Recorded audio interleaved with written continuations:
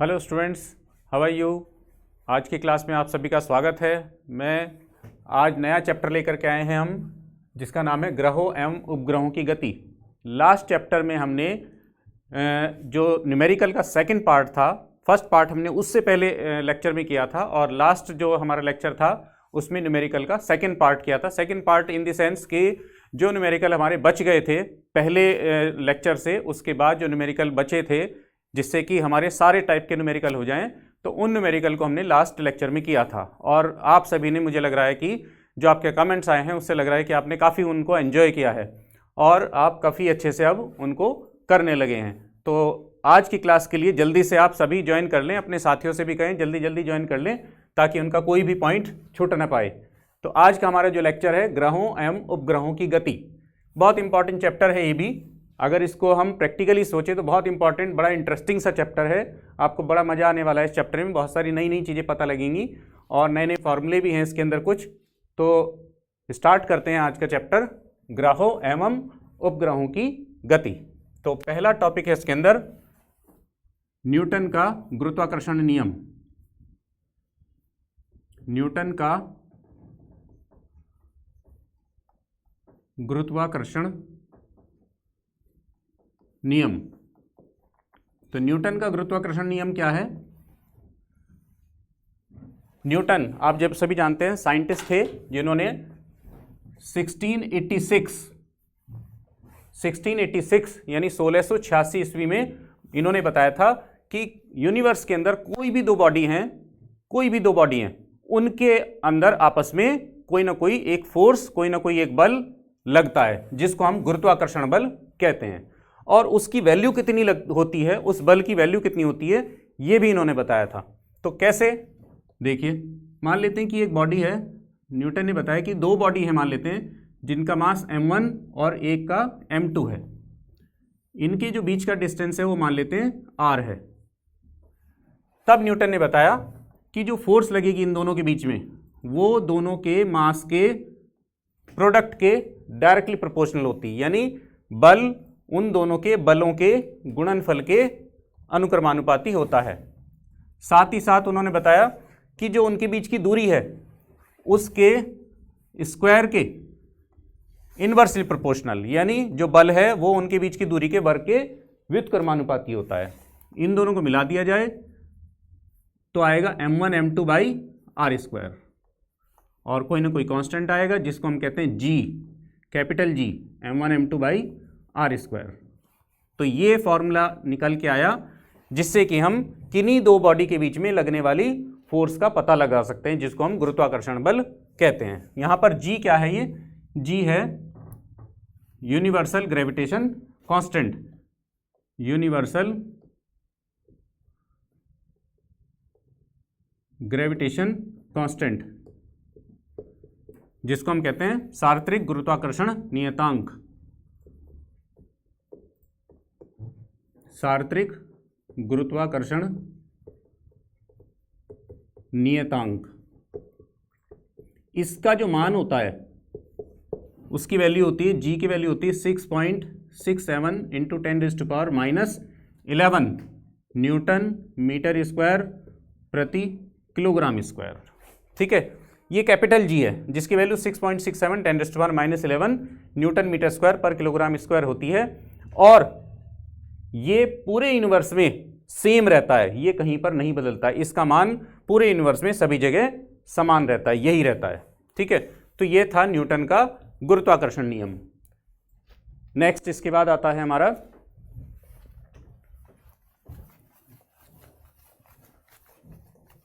Small g,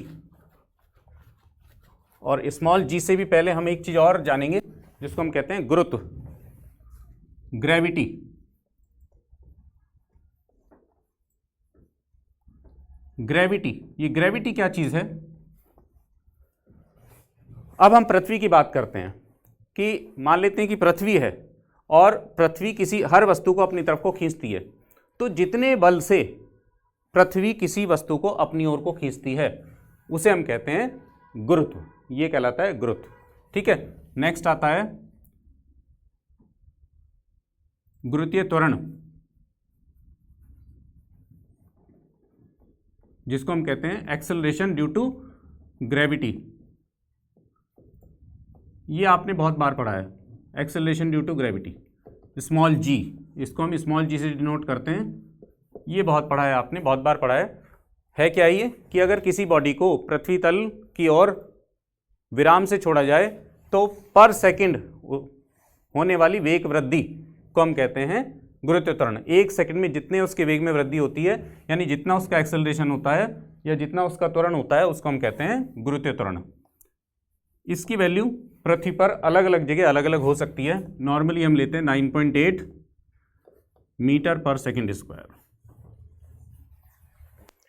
ठीक है, एक और जो न्यूटन का गुरुत्वाकर्षण नियम था, अगर उसे हम पृथ्वी पर अप्लाई कर दें कि पृथ्वी के लिए ले लें और कोई एक बॉडी ले लें दूसरी, तब वो फॉर्मूला क्या बन जाएगा, पृथ्वी का मास अगर हम E for mass of earth, और ये कोई दूसरी बॉडी है उसका मास है, और अर्थ के पृथ्वी के सतह पर रखी हुई है, तो ये क्या होगा आर ई, जो दूरी हो जाएगी वो आर ई हो जाएगी, तो आर ई स्क्वायर। पृथ्वी की सतह पर अगर कोई बॉडी रख दी जाए तो उस बॉडी और पृथ्वी के बीच में भी कोई ना कोई बल लगेगा, तो बल कितना होगा, F is equal to G M M upon R square. तो इसको याद रखना पृथ्वी के लिए। ठीक है, नेक्स्ट अब हमारा आता है स्मॉल जी और कैपिटल जी। अब हमारे पास दो चीज़ें हो गई, एक स्मॉल जी हो गई और एक कैपिटल जी हो गई। तो स्मॉल जी और कैपिटल जी, इन दोनों में भी एक रिलेशन है, तो उस रिलेशन को जानते हैं, क्या फॉर्मूला है इन दोनों के बीच में, क्योंकि वो भी काफ़ी हमारे काम आने वाला है। तो स्मॉल जी तथा कैपिटल जी में संबंध,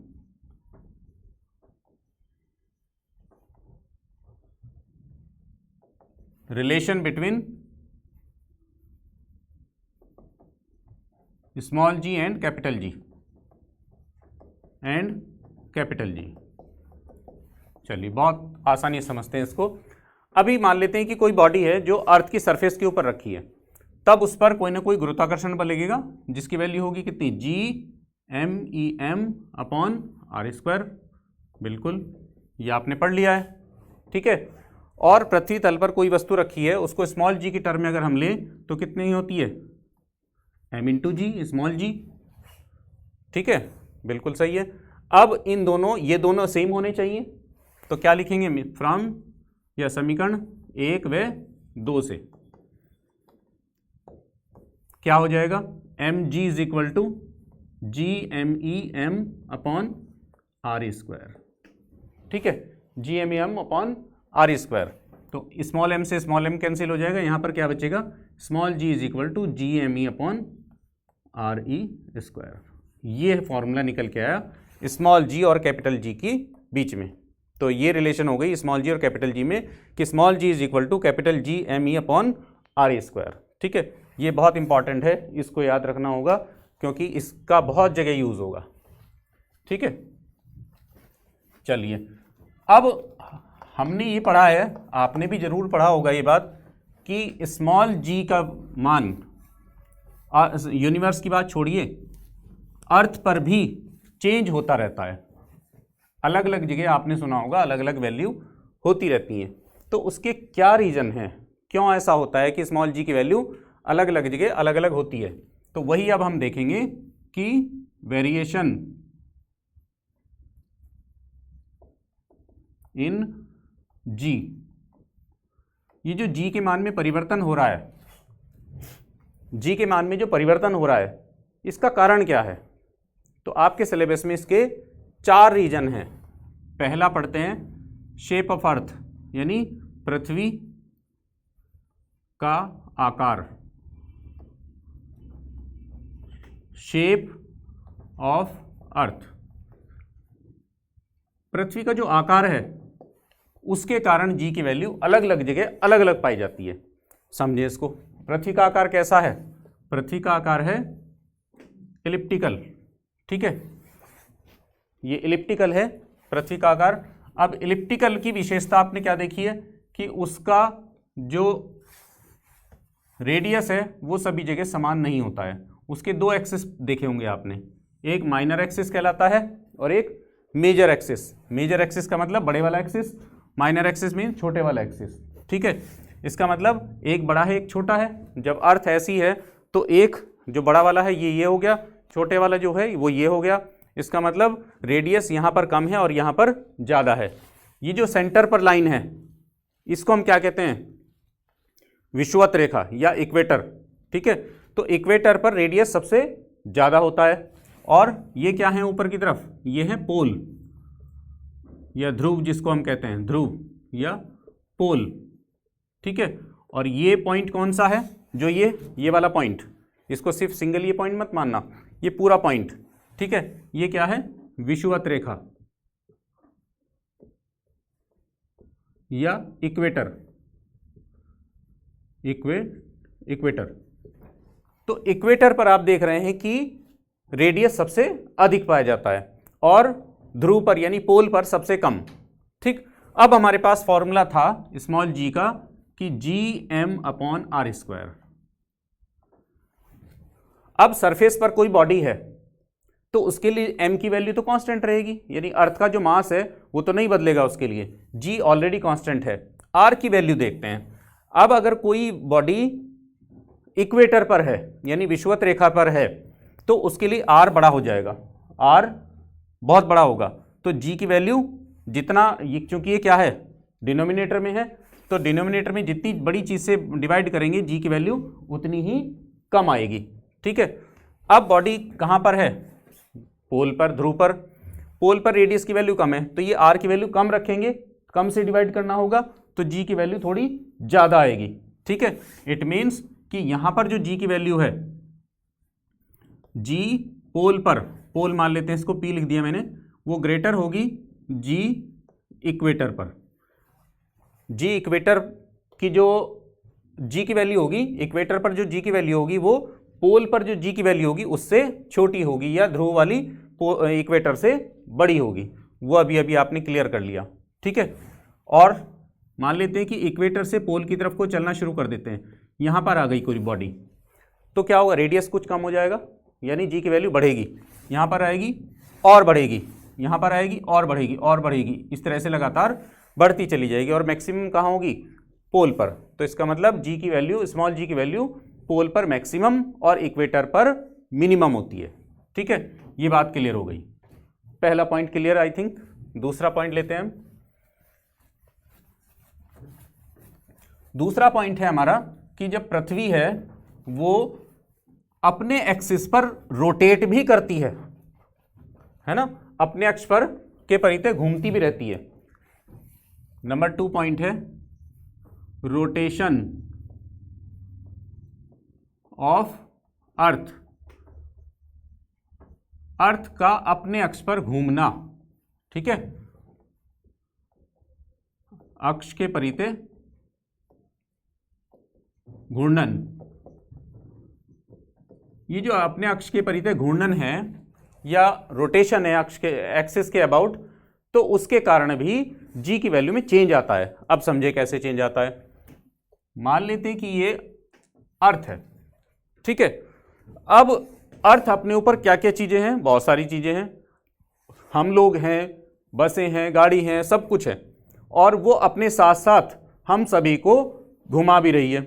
हम क्या नहीं घूम पा रहे हैं, बिल्कुल घूम पा रहे हैं, हम सभी भी घूम रहे हैं। और क्या हम बाहर फेंक दिए जा रहे हैं, नहीं, साथ साथ हम अर्थ के ऊपर हैं और हम भी अर्थ के साथ साथ घूम रहे हैं। तो हम सर्कुलर पाथ में एक तरह से घूम रहे हैं। ठीक है, वृत्तीय पथ पर गति कर रहे हैं। अब वृत्तीय पथ पर जब हम गति करते हैं तो हमें सेंटीपिटल एक्सेलरेशन यानी अभिकेंद्रीय त्वरण की आवश्यकता पड़ती है, बिना उसके हम नहीं घूम सकते। अगर वो ना मिले तो हम क्या होंगे कि टेंजेंशियली बाहर फेंक दिए जाएंगे, इस तरह से ऐसे बाहर निकल जाएंगे। ठीक है ना, स्पर्श रेखीय तरीके से बाहर फेंक दिए जाएंगे, लेकिन हम नहीं फेंके जा रहे हैं, इसका मतलब हम घूम रहे हैं, और घूमने का मतलब हुआ कि हमें अभिकेंद्रीय त्वरण मिल रहा है। अब ये अभिकेंद्रीय त्वरण कहाँ से मिल रहा है, ये देखने की बात है। तो सबसे पहले हम देखते हैं, मान लेते हैं कोई बॉडी इक्वेटर पर घूम रही है, ये इक्वेटर है ना, विषुवत रेखा पर घूम रही है। तो जो विषुवत रेखा पर घूम रही है उसके लिए क्या होगा, रेडियस सबसे ज़्यादा होगा, यानी बड़े रेडियस पर घूम रही होगी। उसके बाद जो थोड़ा ऊपर घूम रही है इससे, या नीचे की तरफ को घूम रही है वो इससे थोड़े छोटे रेडियस पर घूम रही होगी, इससे ऊपर और चलें तो और कम रेडियस पर घूम रही है। ऐसे करते करते जब कोई बॉडी पोल पर घूम रही होगी वो तो बहुत ही छोटे रेडियस से घूम रही होगी, बहुत ही छोटे रेडियस से इस तरीके से घूम रही होगी।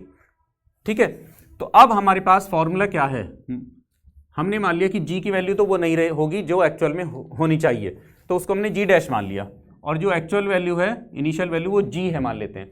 तो उसमें से क्या कम हो जाएगा, किसी वस्तु को घुमाने के लिए जो अभिकेंद्रीय त्वरण है वो इसके अंदर से माइनस हो जाएगा। होगा क्या कि जो स्मॉल जी है उसी में से कुछ वैल्यू निकल जाएगी और वो अभिकेंद्रीय त्वरण का काम करने लगेगी। ये आप बहुत बार पढ़ चुके हैं कि ये वैल्यूज कहीं ना कहीं से पहले से लग रही होती हैं, उसी में से काम करना शुरू कर देती हैं। तो अभिकेंद्रीय त्वरण जो है वो स्मॉल जी जो गुरुत्वीय त्वरण है उसी में से थोड़ा सा पार्ट निकल के और अभिकेंद्रीय त्वरण का काम करना प्रारंभ कर देता है, जिससे कि यहाँ पर जी की जो वैल्यू है वो थोड़ी सी कम हो जाती है। ठीक है, अब कितनी कम होती है, अभिकेंद्रीय त्वरण का फॉर्मूला क्या होता है,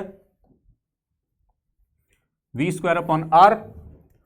अब r चूंकि पृथ्वी के लिए है तो इसलिए हम इसको कैपिटल R भी लिख सकते हैं। ठीक है, और v की वैल्यू क्या है, अगर हम ये कहें कि पृथ्वी जो है उसका जो कोणीय वेग है यानी एंगुलर वेलोसिटी वो ओमेगा है, तो v इज इक्वल टू कितना होगा r ओमेगा, तो r² ओमेगा² r, ये कैंसिल तो कितना बचेगा r ओमेगा²। तो ये क्या हो गया अभिकेंद्र त्वरण a। तो इसको अगर हम यहाँ पे क्या करें, ये माइनस हो जाना चाहिए फिर तो, क्योंकि इसकी हमें जरूरत पड़ रही है। तो इस g में से इतना कम, इतनी कट हो जाएगा, एक तरह से g में से इतना कट हो जाएगा क्योंकि ये तो हमें घुमाने में काम आ रहा है। तो इफेक्टिव क्या बचेगा, ये बचेगा इफेक्टिव g माइनस r ओमेगा²। ठीक, इसका मतलब जो एक्चुअल g था उससे थोड़ा सा कम हो जाएगा g का मान। ठीक, अब बात करते हैं यहां पर r की वैल्यू कुछ कम हो गई, तो r की वैल्यू थोड़ी सी कम हुई तो कम घटेगा, यहां पर और कम हुई तो और कम घटेगा g में से तो और बड़ा हो जाएगा, यहां पर और कम घटेगा r की वैल्यू और छोटी हो गई तो और कम घटेगा तो और बड़ा हो जाएगा g। तो इस तरह से हम क्या देख रहे हैं कि पोल पर g की वैल्यू सबसे अधिक और विषुवत रेखा यानी इक्वेटर पर g की वैल्यू सबसे कम आती है। इससे भी आप क्लियर कर रहे हैं। ठीक है, अब इसको अगर हम एक जनरल और फॉर्मूला बनाएं, क्योंकि जो अर्थ है वो कोई ना किसी अक्षांश, ठीक है, जिसको हम लैटिट्यूड भी कहते हैं, उस पर झुकी हुई है, तो किस पॉइंट पर कितनी है उसको भी कंसीडर कर लें तो ये होगा cos² लैम्डा। तो जो फाइनल फॉर्मूला हमारा होगा वो होगा g dash is equal to g minus r omega cos² lambda, जहां पर लैम्डा क्या है, ये लैटिट्यूड जिसको हम अक्षांश बोलते हैं कि कितने अक्षांश पर अर्थ झुकी हुई है किसी पॉइंट पर। हर पॉइंट का अपना अपना एक अक्षांश है यानी लैटिट्यूड है, वो लैम्डा है। ठीक है, इसको हम निकाल भी सकते हैं, देखते हैं, मान लेते हैं कि विषुवत रेखा से लेते हैं कि if lambda is equal to 0, 0 कहां पर मान लिया हमने, 0 कहां पर है विषुवत रेखा पर यानी इक्वेटर पर, तो g dash is equal to कितना आ जाएगा g माइनस r ओमेगा²। ठीक है, क्योंकि इसकी वैल्यू 0 cos 0 1, तो ये कितना बचेगा g माइनस r ओमेगा²। ठीक है, इसका मतलब यहां पर सबसे कम होगा, g का मान सबसे कम होगा क्योंकि इतना माइनस करना पड़ेगा हमें यहां पर। अब देखते हैं हम ये कहां है, इक्वेटर पर, इक्वेटर पर। दूसरा केस कि if lambda is equal to 90, ये कहां है, पोल पर, तो पोल पर 90 cos 90 कितना होता है 0, तो कितना हो जाएगा, ये माइनस खत्म हो जाएगा, तो g dash is equal to कितना बचेगा g। इसका मतलब कि पोल पर कुछ भी माइनस नहीं हो रहा है क्योंकि वहां पर रेडियस ना के बराबर है उस पर घूमने वाली बॉडी के लिए, तो वहां पर कुछ भी माइनस नहीं हो रहा है। इसका मतलब g की वैल्यू वहां पर अधिक होगी और इक्वेटर पर सबसे कम होगी। तो यहां पर भी वही बात प्रूफ हो गई जो हमने इससे पहले वाले में की थी कि इक्वेटर पर g की वैल्यू सबसे कम और पोल पर सबसे अधिक होती है। वेरी गुड, तो ये भी आपको समझ में आ गया होगा। चलिए नेक्स्ट करते हैं। नेक्स्ट हमारा है पृथ्वी तल से ऊपर की तरफ को अगर हम चलें तो भी जी की वैल्यू कम हो जाती है, और पृथ्वी तल से नीचे की तरफ को चले तो क्या होगा, तो भी जी की वैल्यू कम होती है। ठीक है, तो पृथ्वी की तल से ऊपर की तरफ को चलने पर और पृथ्वी तल से नीचे की ओर चलने पर दोनों समय हम वैल्यू को कैलकुलेट करेंगे। तो थर्ड पॉइंट है हमारा ऊपर की ओर,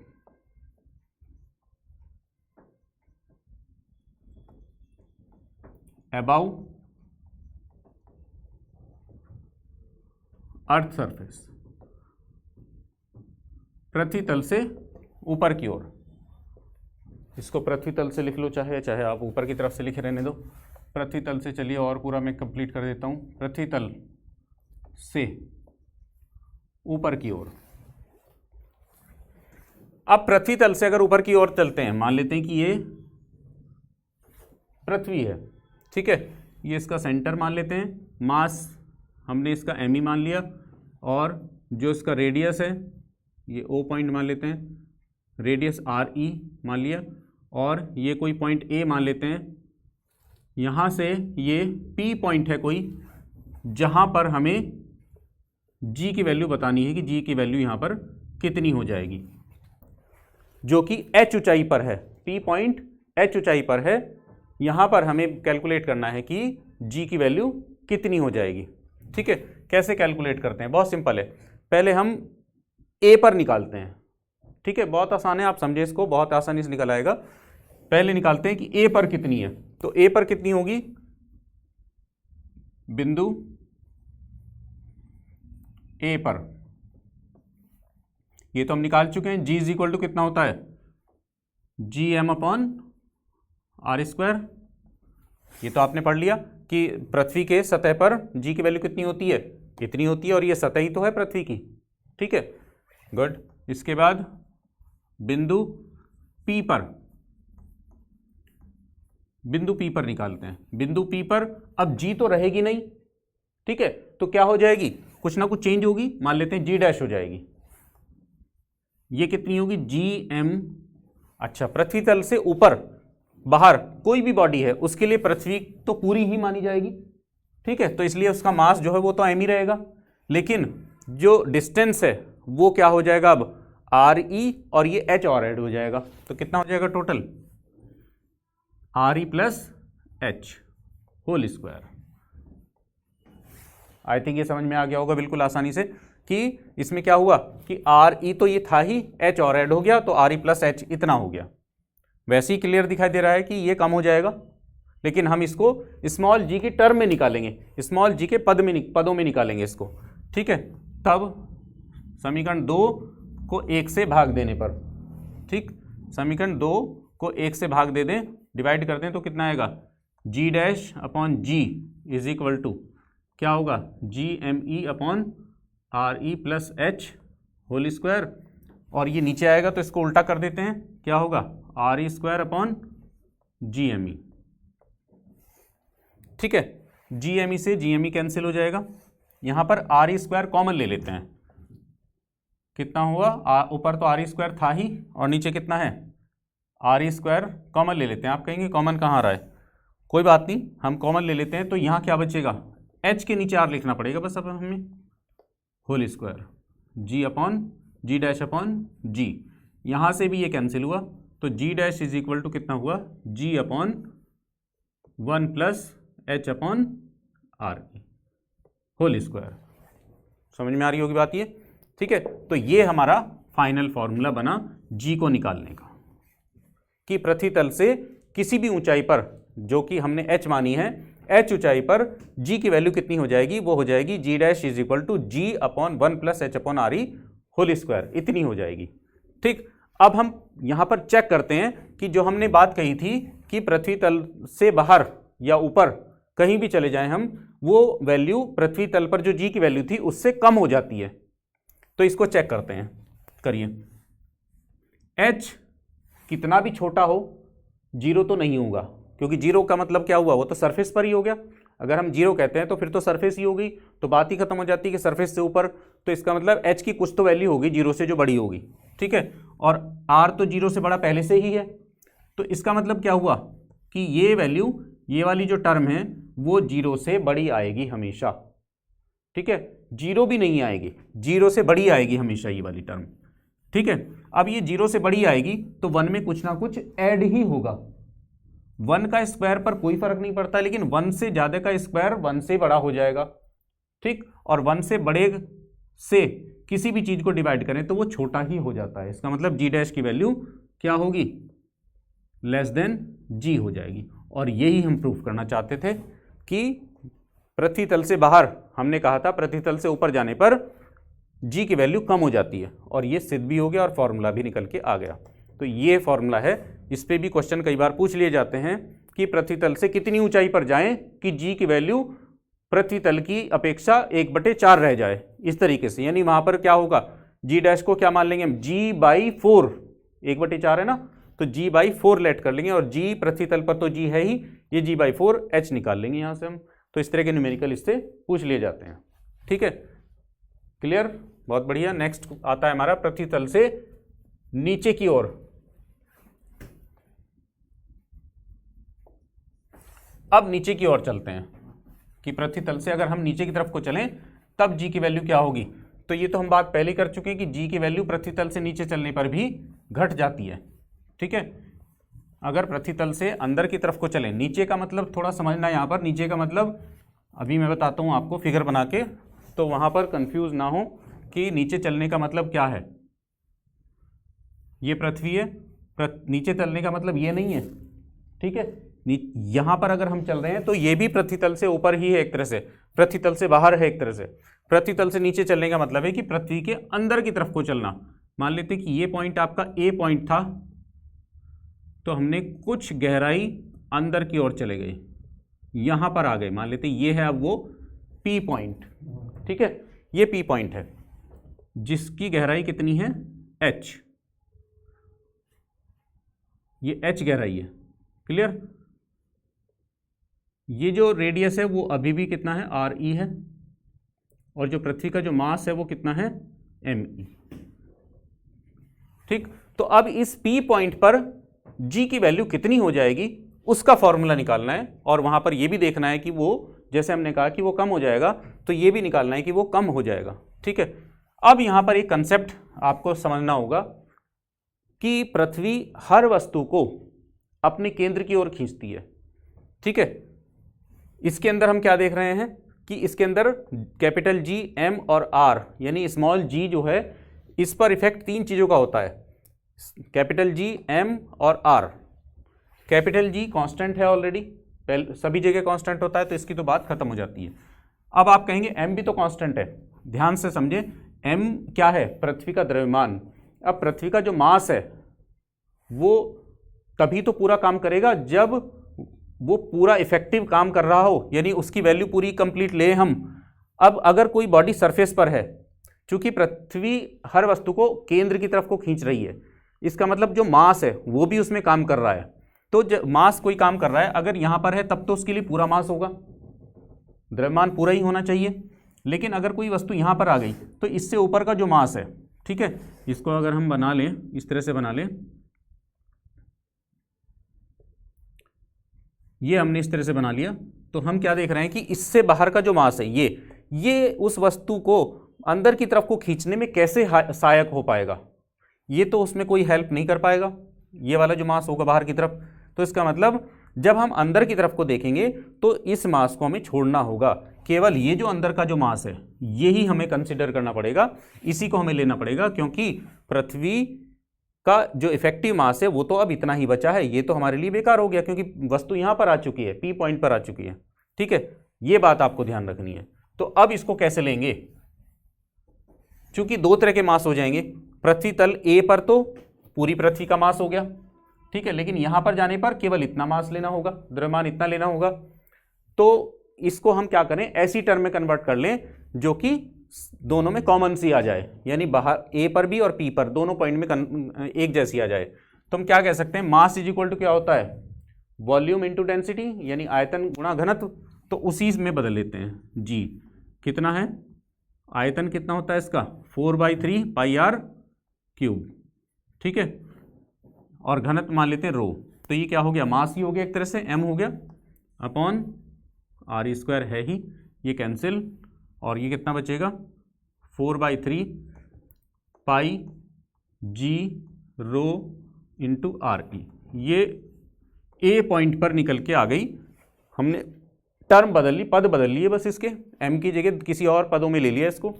ठीक है, अब पी पॉइंट पर लेते हैं, बिंदु पी पर। बिंदु पी पर देखिए सेम वो तो रहेगा नहीं, इसका मतलब कुछ और होगा, तो जी डैश मान लेते हैं। G dash is equal to कितना, G M E upon R E minus H, ठीक है, होल स्क्वायर। अब ये m जो है वो भी m नहीं रहेगा, तो इसको भी हमने m डैश मान लिया। समझ में आ गई बात ये वाली? ठीक, वेरी गुड। क्या करें अब, इसको फिर से हम उसी तरह से कंसिडर करें, उसी तरह से बदल लें, तो क्या होगा 4/3 पाई, क्या होगा, क्योंकि क्या है पृथ्वी एक तरह का स्फेयर, और स्फेयर का आयतन कितना होता है 4/3 पाई आर क्यूब, उसी से हमने यहाँ पे किया, यहाँ पे भी वही करेंगे आर क्यूब। अब आर कितना बचा है, आर में से एच को माइनस कर दे तब इसका बचा है, क्योंकि ये वाला लेना है इस बार तो हमें केवल मास इतना लेना है, तो क्या होगा आर ई माइनस एच होल क्यूब। ये हो गया हमारा आयतन इसका जो अंदर वाला पोर्शन है, और घनत्व तो सेम रहेगा, डेंसिटी सेम होगी upon R E minus H whole square. ये आपका ये कैंसिल हुआ, बस अब कुछ नहीं बचता है। यही बात इसमें समझने की थी, और आई थिंक ये आपको बहुत अच्छे से समझ में आ गई होगी। जी डैश, अब जी और जी डैश दोनों हमें प्राप्त हो गए। अब तो केवल क्या करना है कि जी डैश की वैल्यू निकालनी है। जी की टर्म में क्या किया जाए बताएं? बिल्कुल इक्वेशन 2 को, यानी समीकरण 2 को 1 से डिवाइड कर दें, भाग दे दें, तो क्या बचेगा g dash upon g is equal to 4/3 pi into g rho r E minus h upon 4/3 pi into g rho और आर ई इंटू आर ई। ये देखिए सारा कैंसिल हो गया, ये सब कैंसिल हो गए। ठीक है, बचता है हमारे पास, इसको चलिए ऊपर की तरफ को मैं लिखे देता हूं, ये हुआ g dash upon g is equal to, ये बचता है R E minus h upon are e. ठीक है, फिर से उसी तरह से कर लेते हैं, ऊपर से आर ई कॉमन ले लेते हैं। ठीक, आर ई कॉमन लो इसके अंदर से, आर ई कॉमन अगर लेंगे तो क्या बचेगा अंदर ब्रैकेट में, कितना बचेगा 1 minus h upon are e upon R E, यहां से कैंसिल हो जाएगा, तो जी डैश आपका हो गया जी और 1 minus h upon R E. ये फॉर्मूला निकल के आ गया पृथ्वी तल से अंदर जाने पर, कि पृथ्वी तल से अगर हम अंदर जाएं तो जी की वैल्यू किस फॉर्मूले से निकाली जाए, वो ये फॉर्मूला निकल के आ गया आपका। इस फॉर्मूले से आप उस जी की वैल्यू को निकाल सकते हैं। अब वही बात पहले वाली कि हम इसको प्रूफ करके देखें कि क्या ये प्रूफ होता है कि अंदर जाने पर भी जी की वैल्यू कम हो रही है। चेक करते हैं फिर से। एच कभी जीरो नहीं होगा, क्योंकि जीरो अगर है तो फिर तो पृथ्वी तल पर ही हो गया, तो बात खत्म हो जाती है। हमें तो अंदर की तरफ को जाना है, तो थोड़ा सा भी अंदर जाएंगे तो एच की वैल्यू कुछ ना कुछ तो होगी। ठीक है, आर की वैल्यू ऑलरेडी कुछ ना कुछ है ही, तो इसका मतलब ये वाला जो फ्रैक्शन है एच अपॉन आर ई, ये कभी भी जीरो नहीं होगा। ठीक है, जीरो से हमेशा बड़ा ही होगा। अब जीरो से बड़ा होगा तो 1 में से कुछ ना कुछ तो माइनस होगा ही। ठीक, अब 1 में से कुछ भी माइनस कर दें आप तो 1 से छोटा ही बचेगा, और 1 से छोटे की मल्टीप्लाई यानी पॉइंट्स में मल्टीप्लाई कर दें किसी भी चीज की तो वो और छोटी हो जाती है। ठीक, तो इससे प्रूफ होता है कि जी डैश हमेशा जी से छोटा ही होगा, यानी जब हम पृथ्वी तल के अंदर जाएंगे तो जी की वैल्यू कम होती चली जाएगी। ठीक, चलिए वेरी गुड। तो आपको बहुत अच्छे से क्लियर हो गया होगा कि ये हमने कैसे कैसे किया, और इसके ऊपर भी क्वेश्चन आ जाते हैं, न्यूमेरिकल भी आ जाता है कि कितनी गहराई पर जाएं कि जी की वैल्यू g/8 रह जाए, g/16 रह जाए, जी बार कितनी हो जाए, इस तरीके से कुछ भी कह सकता है वो कि जी की वैल्यू इतनी हो जाए। ठीक है, तो इस तरह से ये जी में कैसे वेरिएशन आता है, ये 4 पॉइंट हो गए, ये 4th पॉइंट था आपका। ठीक है, चलिए ये हमारा जी से रिलेटेड प्रॉब्लम्स खत्म हो गई। अब हमारा आता है उपग्रह, कि उपग्रह से रिलेटेड या ग्रहों से उपग्रहों से रिलेटेड प्रॉब्लम्स। क्या क्या प्रॉब्लम हो सकती हैं उपग्रह से और ग्रहों से। उससे पहले हमें ये जानना होगा कि उपग्रह क्या होते हैं और ग्रह क्या होते हैं, उपग्रह और ग्रह में क्या डिफरेंस है। तो ग्रह यानी प्लेनेट उनको कहते हैं जो सूर्य के चारों तरफ चक्कर लगाते हैं, जो सूर्य के चारों तरफ लगाते हैं। Number 1 planet.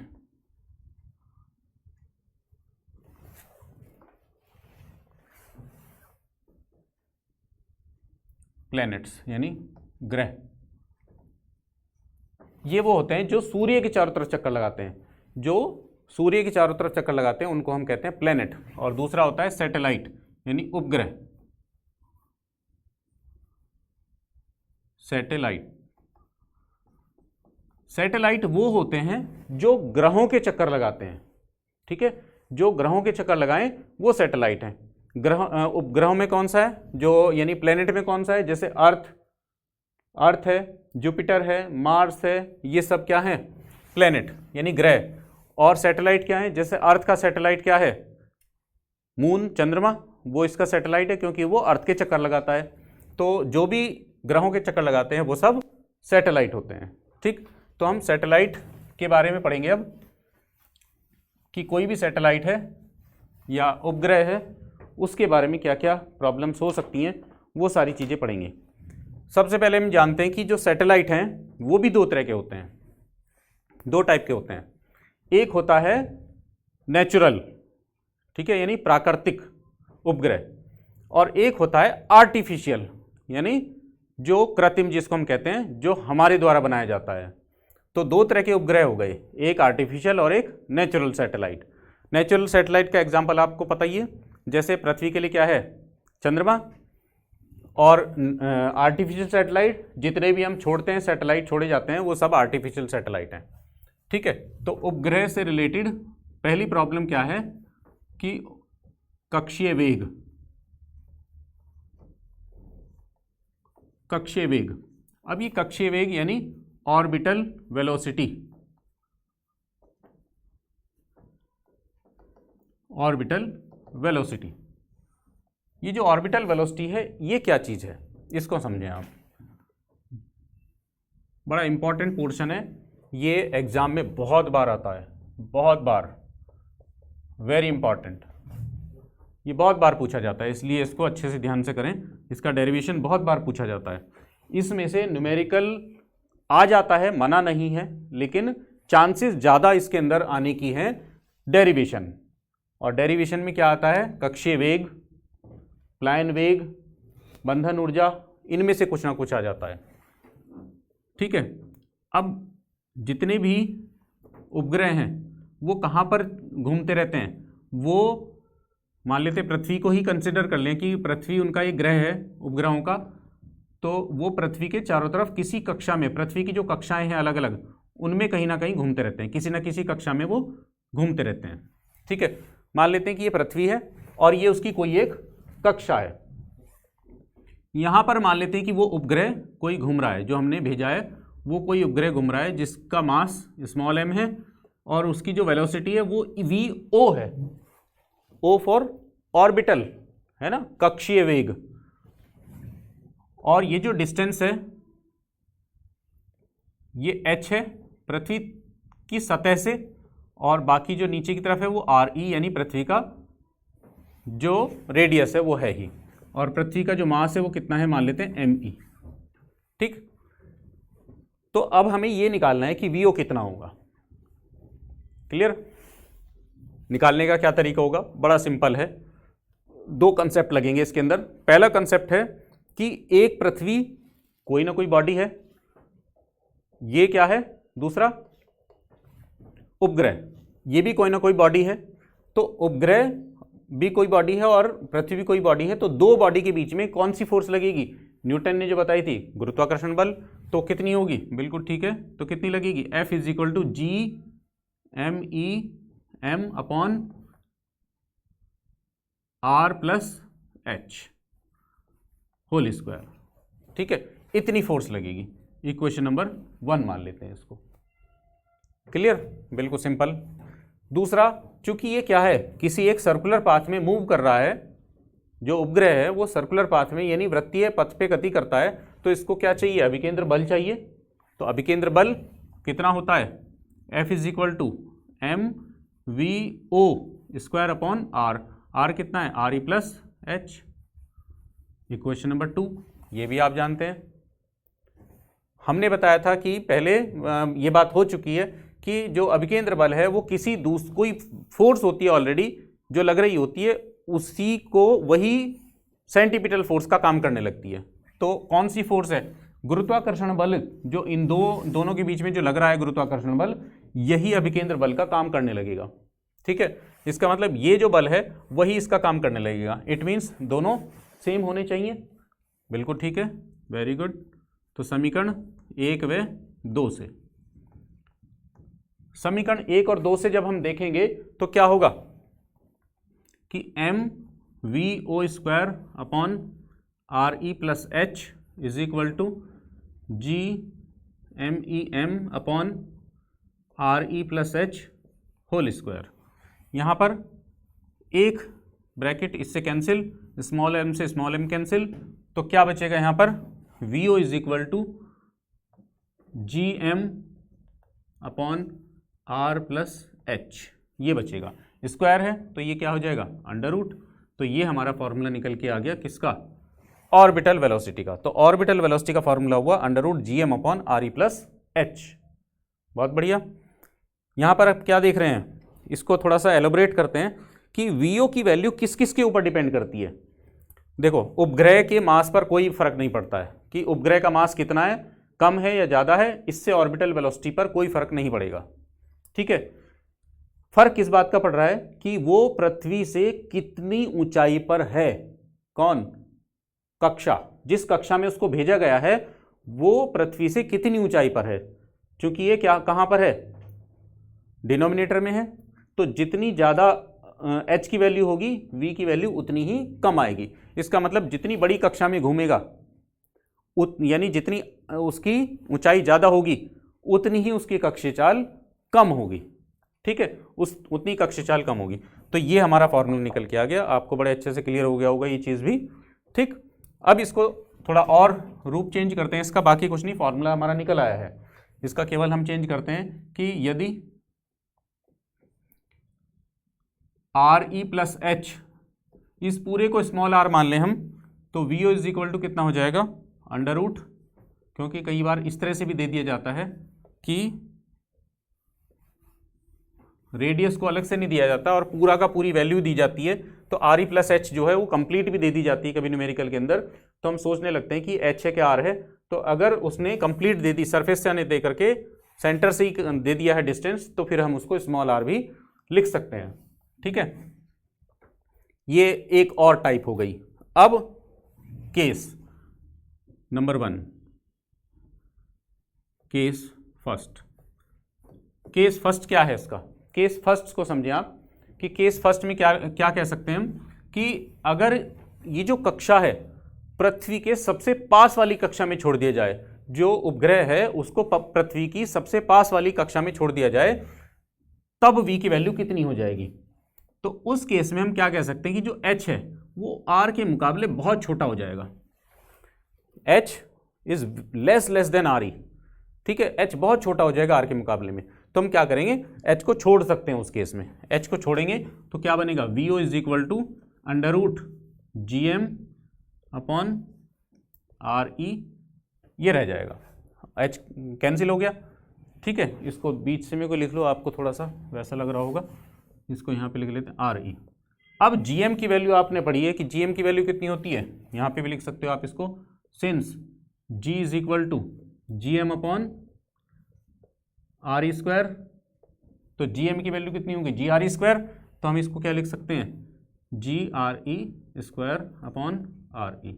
यहाँ पे ये कैंसिल हो गया, तो वी ओ की वैल्यू कितनी आ जाएगी, दिख रहा है आपको, बिल्कुल ठीक है। स्क्रीन से देख करके मैं देख पा रहा हूँ कि आपको दिख रहा होगा जरूर। ये आ गई आपकी वीओ की वैल्यू। तो हम क्या देख रहे हैं कि ये केस ले लें चाहे ये, मतलब फॉर्मूला सेम है, बस इनका डिफरेंस है कि यहाँ एम के पदों में है और यहाँ स्मॉल जी के पद में है। ठीक है, तो यहाँ पर क्या देख रहे हैं, सारी चीज़ें कांस्टेंट है, यहाँ पर सारी चीज़ें कांस्टेंट है। इसका मतलब पृथ्वी तल के सबसे पास वाले ऑर्बिट में अगर छोड़ दिया जाए उपग्रह को तो v की वैल्यू कांस्टेंट हो जाएगी। और वो कितनी हो जाएगी, ये सारी वैल्यूज़ अगर हम रख के देखें तो ये लगभग आती है 7.9 किलोमीटर पर सेकेंड, या अप्रोक्सीमेट इसको कह सकते हैं 8 किलोमीटर पर सेकेंड, 8 किलोमीटर प्रति घंटा। इस स्पीड से या इस वेलोसिटी से उपग्रह पृथ्वी का चक्कर लगाने लगेगा अगर सबसे पास के ऑर्बिट में छोड़ दिया जाए। इससे जैसे जैसे दूर जाएंगे ऐसे ऐसे वेलोसिटी कम होनी स्टार्ट हो जाएगी। ठीक है, तो ये आपका था कक्षीय वेग। आई थिंक बहुत अच्छे से क्लियर हो गया होगा ये भी। अब दूसरी चीज हम निकालते हैं परिभ्रमण काल, जिसको हम कहते हैं टाइम पीरियड ऑफ सैटेलाइट। ठीक है, टाइम पीरियड ऑफ सैटेलाइट यानी परिभ्रमण काल। परिभ्रमण काल इंग्लिश में कहेंगे इसको टाइम पीरियड। किसका टाइम पीरियड, सैटेलाइट का, सैटेलाइट का टाइम पीरियड। कि ये जो सैटेलाइट है एक चक्कर कितनी देर में काटेगा, वो टाइम पीरियड। सिंपल। तो टाइम पीरियड निकालने का फॉर्मूला क्या होता है, टाइम इज इक्वल टू क्या होता है, चाल इक्वल टू दूरी बटे समय। तो दूरी इज इक्वल टू समय इज इक्वल टू कितना हो जाएगा, दूरी बटे चाल। और दूरी कितनी चलेगी यानी डिस्टेंस कितना कवर होगा इसका, 2 पाई आर, 2 पाई आर, और आर अपॉन वेलोसिटी। वेलोसिटी कितनी है इसकी, वीओ। समझ में आ गया होगा ये, दूरी बटे चाल। दूरी कितनी है 2 पाई आर और चाल कितनी है वीओ। 2 पाई आर कैसे आई, ये कितना होता है सरकमफ्रेंस, 2 पाई आर, इतनी तो दूरी चलेगा कोई भी एक चक्कर में। ठीक है, गुड। अब इसकी वैल्यू सब्स्टिट्यूट कर दें वीओ की, 2 पाई। देखो वीओ की वैल्यू दो तरह की है, एक आर ई प्लस एच में है और एक स्मॉल आर में है। एक बार स्मॉल आर वाली रख देते हैं, एक बार आर ई प्लस एच रख देते हैं, दो फॉर्मूले आपके तैयार हो जाएंगे। ये कितनी हो गई, जी एम अपॉन आर। इसको ऊपर ले लें तो कितना हो जाएगा, T is equal to 2 pi under root, ये क्या होगा आर क्यूब अपॉन, इसको मैं हटा देता हूं,